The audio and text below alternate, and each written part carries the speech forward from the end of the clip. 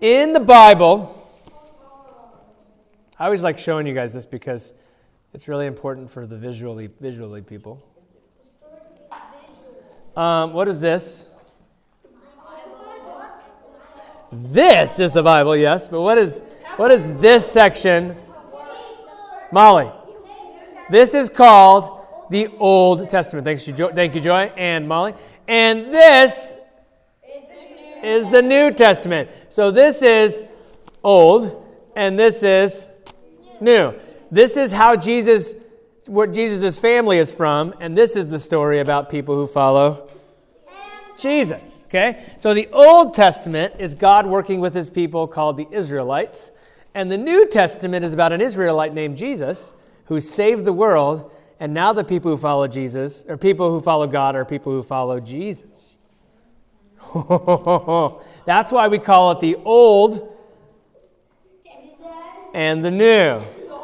This is before Jesus, and this is Jesus and following. Okay? So, this is the part of the story.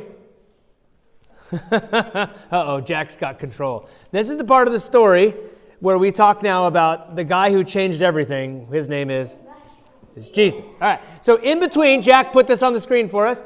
In between, go back one. In between is how many years?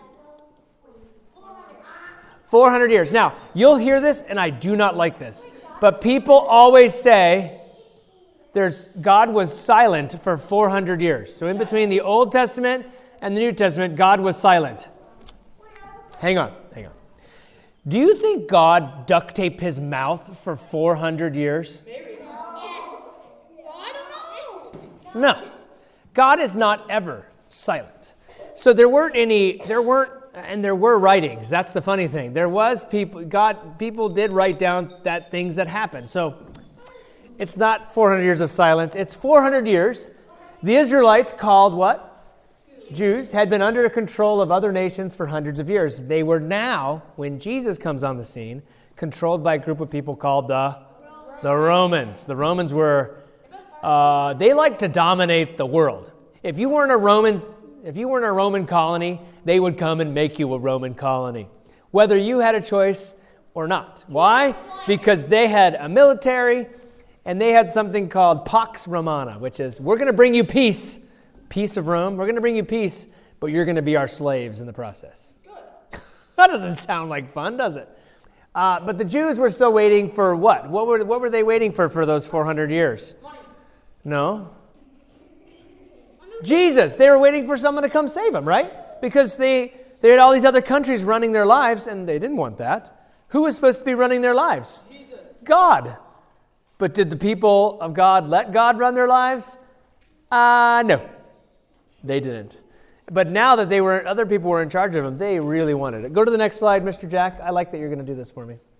So, out of nowhere, somewhere in Israel, an angel named Gabriel showed up and talked to a woman named Mary. And we think Mary was probably about 12, 13, 14 years old. She was just kind of just becoming a teenager.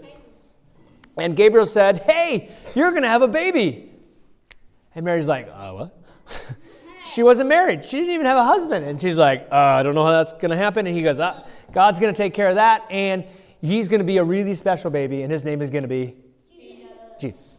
All right. And then Mary, Mary had a fiancé. She was engaged to be married to a guy named, anybody know?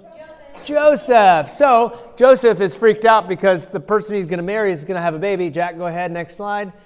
And Joseph's like, this is not good. So an angel comes to Joseph and says, "Hey, Joseph, it's all going to be okay. God's in charge. He's doing stuff." And Joseph goes, "Oh, okay." So then you guys know the story. Where do they go next, Jack? To Bethlehem. And where's Jesus born? In a manger, right? In Bethlehem. Now, out in the field, kind of nearby the Bethlehem people, they're shepherds. That's where they keep sheep, out in the field. And guess who showed up to the shepherds? An angel, and said, they freaked him out.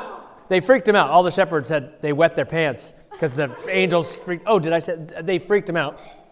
And the shepherds were like, every time an angel shows up, an angel has to say, "Fear not.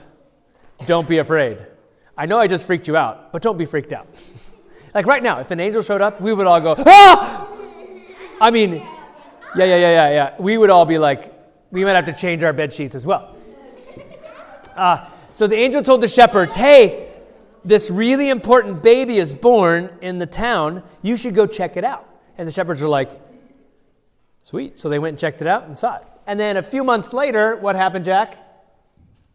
Wise men show up. Wise men don't show up on when Jesus is born. It's a few months later. The wise men are traveling from the east. They're following this star. They're just kind of like, where'd the star going? Oh, there, it's going there. Okay, what's going there? Okay. And they follow this star because that's what you do.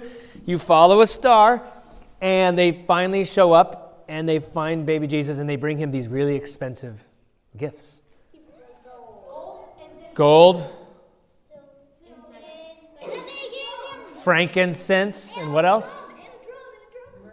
No, that's the little drummer boy.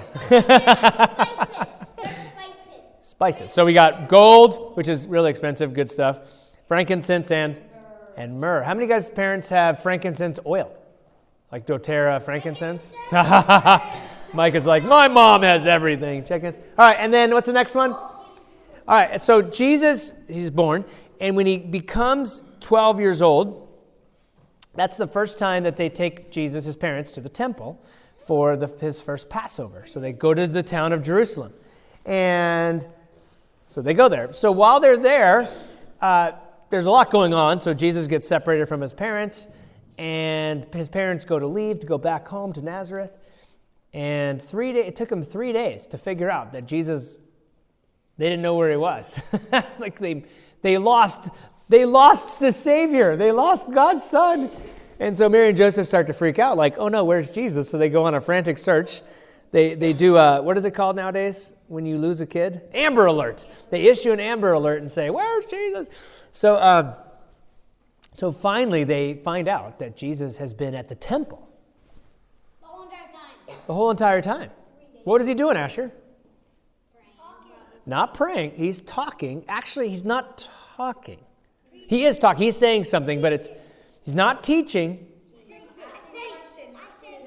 He's not even preaching. Yes, Molly?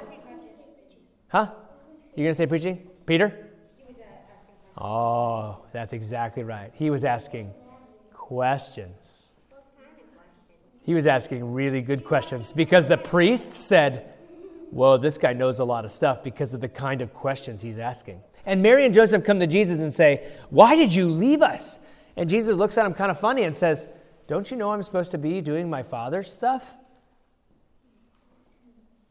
Wait, but who's his dad? I thought his dad was Joseph. And Jesus says, I'm supposed to be about my Father. Who's he talking about?